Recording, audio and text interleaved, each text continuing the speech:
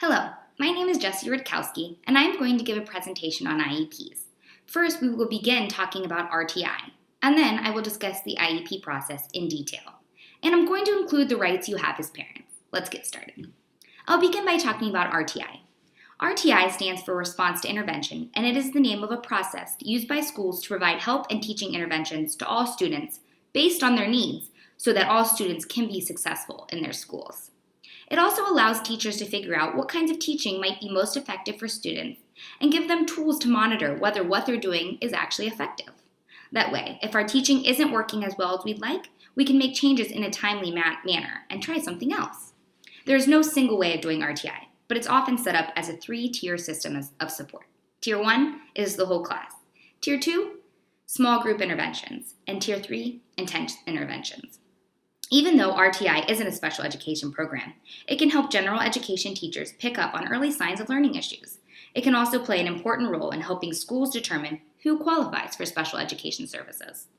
Federal law says that when deciding whether a student is eligible for special education, the school district can use a process that determines if the child's response to scientific, research-based intervention. That's one of the reasons many states are using RTI. If your child qualifies for special education, the intervention used during RTI can help the school decide which types of services and supports to include in his or her individualized education program, also known as IEP. Now that we have discussed RTI, we will move on to the IEP process. The IEP process. Step 1 is the referral. The referral can come from a parent, teacher, or other school personnel. IDEA, also known as Individualized with Disabilities Education Act, requires that school districts have a responsibility to identify, find, and evaluate students who live within their boundaries suspected of having a disability. This is called Child Find. IDEA is a law ensuring services to children with disabilities throughout the nation. IDEA governs how states and public agencies provide early intervention, special education, and related services to youth with disabilities. Enacted by Congress in 1975 to ensure that children with disabilities have the opportunity to receive free, appropriate public education, just like other children. If you suspect your child has a learning disability, and after attempting interventions, he or she continues to struggle both at home and at school, you should refer your child for an evaluation. The IEP referral should be done in writing, and it should be dated, signed, and copied. Submit it to your principal, school psychologist, or to your child's teacher. After you submit the referral, the district should provide you with an assessment plan and a copy of your procedural safeguards within 15 days of receiving the referral. You have 15 days to approve the plan and return the consent form. Without informed parent consent, your child cannot be evaluated. Remember, the initial consent is only for the eligibility evaluation, not for any type of special education services. Additional consent must be gained in order for an IEP to be written and implemented. The next step is evaluation. The evaluation step is intended to answer these questions. Does the child have a disability that requires the delivery of special education and related services? What are the child's specific educational needs? What special education services and related services are appropriate for addressing those needs? By law, the initial evaluation of the child must be full and individual, aka focused on that child and that child alone. The evaluation must evaluate the child in all areas related to the child's suspected disability. The evaluation results will be used to decide the child's eligibility for special education and related services and to make decisions on appropriate education program for your child. If you, as the parents, disagree with the evaluations, you have the right to take your child for an independent educational evaluation, or IEE. You can ask the school system to pay for this IEE. Step 3 is eligibility. A group of qualified professionals and the parents look at the child's evaluation results. Together, they decide if the child is a child with a disability, as defined by IDEA. If the parents do not agree with the eligibility decision, they may ask for a hearing to challenge the decision. Special education eligibility is bound by IDEA, but there are no definite rules for determining who is eligible for special education. This is a very important concept to understand. It means that under the law, the IEP team has the flexibility to determine if a child qualifies for services. Criteria states that to qualify for special education services, a child must have one of the 13 disabilities as defined by IDEA, and we will talk about these 13 disabilities later. And the child must have the impact of the disability must create a need for services. If the child is found to be a child with a disability, as defined by IDEA, he or she is eligible for special education and related services. Within 30 calendar days after a child is determined eligible, a team of school professionals and the parents must meet to write an individualized education program, also IEP, for the child. The next step is development of the IEP. The IEP meeting is held and the IEP is written. The IEP team gathers to talk about the child's needs and write the student's IEP. Parents and the student, when appropriate, are full participating members of the team.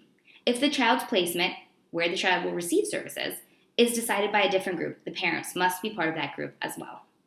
The IEP team usually consists of some combination of the following personnel: parent, guardian or representative, school administrator, special education teacher, general education teacher, professionals who perform the assessments, and the student, if appropriate and over the age of 8. So we're going to go into a little detail about who's all in the meeting. So the parents, you guys. You are key members of the IEP team because you know your child very well and can talk about your child's strengths and needs, as well as your ideas for enhancing your child's education. You can offer insight into how your child learns and other aspects only you know. You are your child's #1 advocate and know your child best. As a parent, you should consider yourself an active member of the IEP team and assert yourself as the voice of your child. Teachers. At least one of your child's regular education teachers must be on the IEP team if the child is participating in the regular education environment. He or she might talk about general curriculum in the regular classroom and the changes to the education program that would help the child learn. The general education teacher may discuss the supports for school staff that are needed so that the child can advance towards his or her annual goals. The special education teacher. This teacher can talk about how to modify the general curriculum to help the child learn. The supplementary aids and services that the child may need to be successful in a regular classroom, and other aspects of individualizing instruction. Beyond helping to write the IEP, the special education teacher has responsibility for working with the student to carry out the IEP. An individual who can interpret what the child's evaluation results means. So this individual shares the evaluation results with the rest of the team, which helps the team plan appropriate instruction to address the child's needs. So an example would be a school psychologist.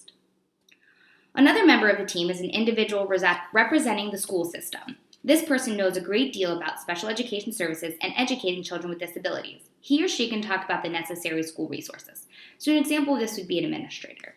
Next is an individual with knowledge or special expertise about the child.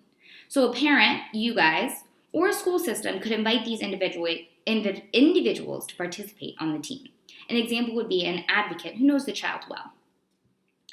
Also, there could be representatives from transition service agencies. Whenever the purpose of the meeting is to consider needed transition services, the school must invite a representative of any other agency that is likely to be responsible for providing or paying transition services. And the student, your child, which allows them to have a strong voice in their education and can teach them a great deal about self-advocacy and self-determination.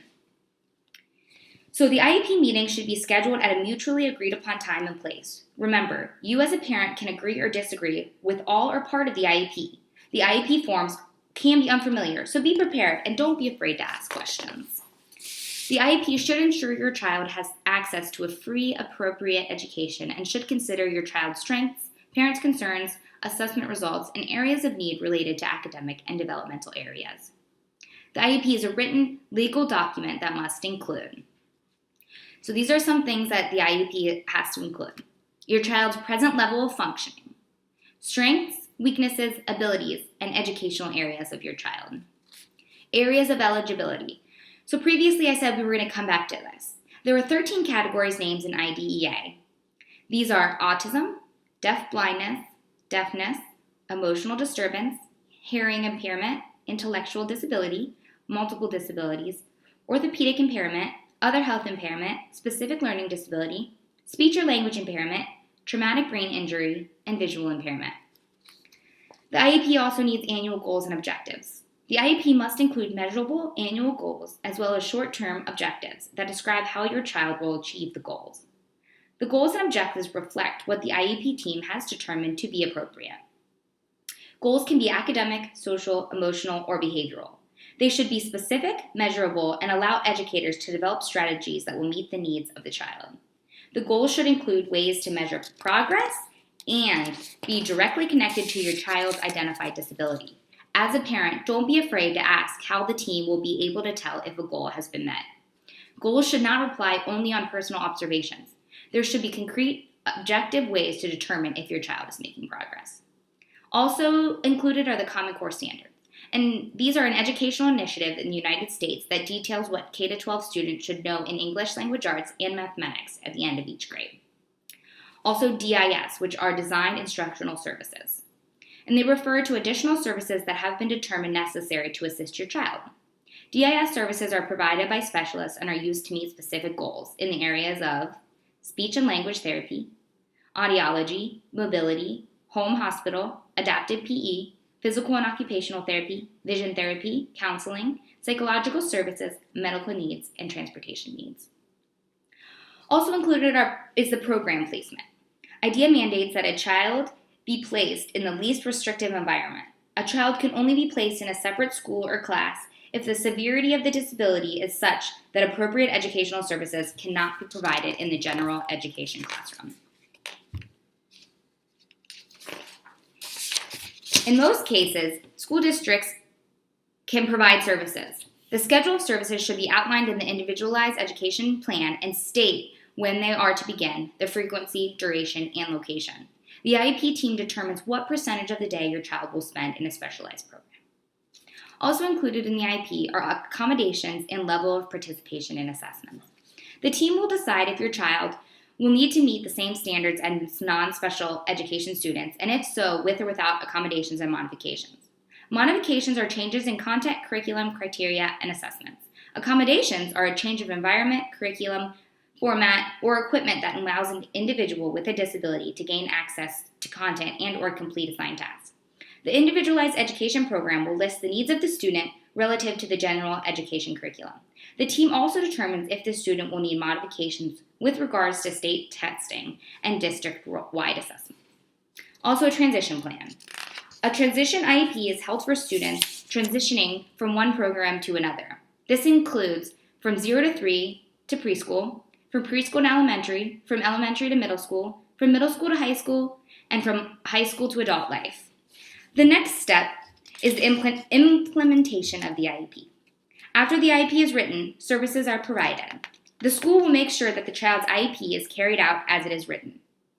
You will be given a copy of the IEP, and each of the child's teachers and service providers has access to the IEP and knows his or her specific responsibilities for carrying out the IEP. This includes the accommodations, modifications, supports that must be provided to the child in keeping with the IEP. The child's progress toward the annual goal is measured, as stated in the IEP. You should be regularly informed of your child's progress and whether that progress is enough for the child to achieve the goals by the end of the year. These progress reports must be given to you as parents at least as often as parents are informed of their 9 disabled children's progress. And the final step is the evaluation and reviews. The child's IEP is reviewed by the IEP team at least once a year, or more often if parents or school ask for a review. If necessary, the IEP is revised. You, as the team members, must be invited to participate in these meetings. You can make suggestions for changes, can agree or disagree with the IEP, and can agree or disagree with the placement. If you do not agree with the IEP and placement, they may discuss their concerns with other members of the IEP team and try to work out an agreement. There are several options, including additional testing, an independent evaluation, or asking for mediation, or a due process hearing. At least every 3 years, the child must be reevaluated. This evaluation is sometimes called triennial. Its purpose is to find out if the child continues to be a child with a disability as defined by IDEA, and what the child's educational needs are. However, the child must be reevaluated more often if conditions warrant, or if the child's parent, you, or a teacher asks for a new evaluation. So that is the end of my presentation. I hope you enjoyed it and learned a lot. Just remember, you have a lot of rights as parents, and you must understand and learn your rights in the IEP process to be the most informed. Thank you.